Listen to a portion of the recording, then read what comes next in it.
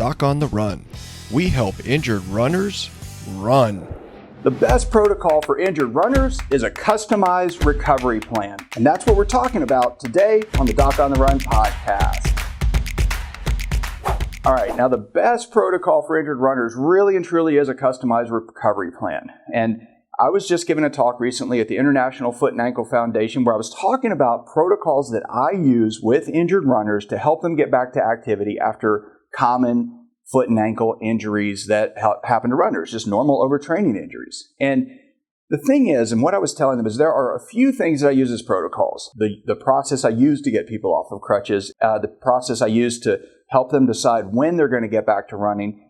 Those things are protocols, but they're also very customized. Now, when I say my protocol, or a doctor says my protocol for a stress fracture is 6 weeks in a boot or 2 weeks on crutches and 6 weeks in a boot or something, that is their protocol. And that is a cookie cutter treatment plan.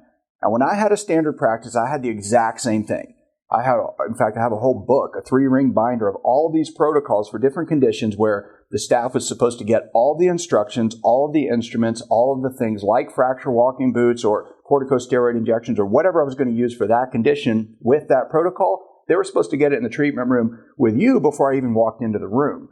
So in many ways, those decisions are made before you even show up and see the doctor. But what you really need is a customized treatment plan.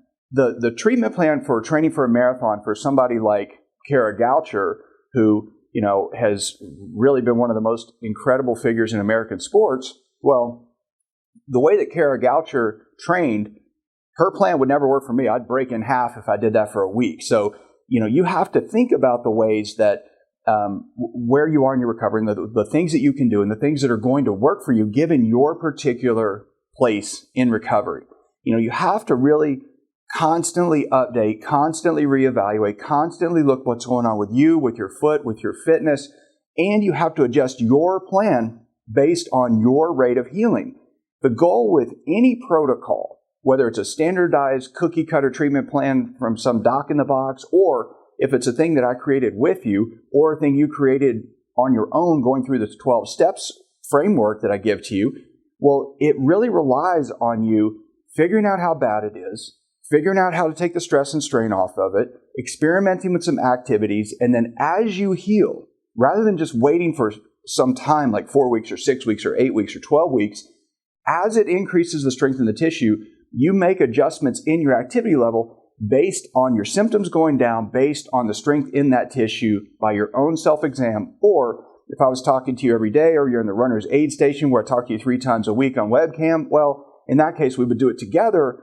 But we're always talking about what did it feel like? What does it feel like now? What can you do now that increases your activity level so you maintain your running fitness and get back to running faster? That's what you got to do. So whether you do it with me, whether you do it with your own doctor, or you do it all on your own, you have got to figure out how to make those assessments and adjust accordingly. Otherwise, you're just going to lose all your running fitness. And that is never going to help you get back to running any faster. So if you want to check out that 12 steps framework, again, just go to docontherun.com/12 steps and you can get it there. So go check it out. I'll see you in the training. Doc on the Run. We help injured runners run.